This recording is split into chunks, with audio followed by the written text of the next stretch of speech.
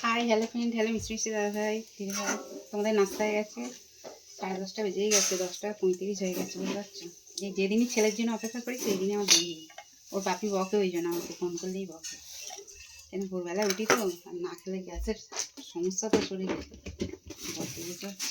আমার ছেলে খাচ্ছে, এই দেখ। হ্যালো বলো পাপা। হ্যালো। আজকে ডাল, আলু ভাতে, শসা, আর এই যে বেড়লা পাপড় আছে, এই যে আমার মুড়ি বের করেছি, ঝুড়ি ভেজে নেবো। আর এই যে ওর টিফিনে এই যে পরোটা করে দিয়েছি, আর এই যে বেগুন ভেজে দিয়েছি, বুঝতে পারছো তো? ছেলের পরোটা বেগুন ভেজে করে দিয়েছি।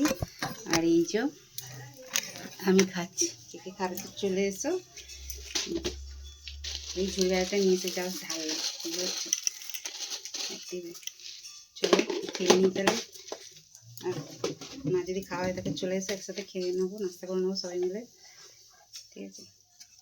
সোমবার যেহেতু নাস্তা দিতে পারবো না, ঠিক আছে? চলো খাই তাহলে, খাই, তোমরা দেখো। তোমাদের যদি না খাই খেয়ে না, না এটা চলে এসো আমার সাথে।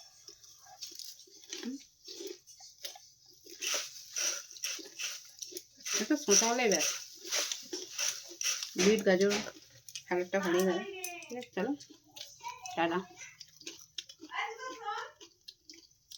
একটা পরোটা খাবো ভালো,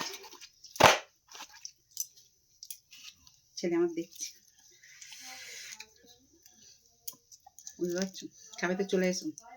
হেভি লাগে বলো গরম গরম পরোটা ভেজে, ওকে দুটো ভাত খেয়ে যাচ্ছে, মুখের দিকে হাঁ করে দেখছে, বুঝতে পারছি ছেলে। ঠিক আছে চলো তাহলে খাই, তাহলে আমরা খাই, আমরা খাই তাহলে।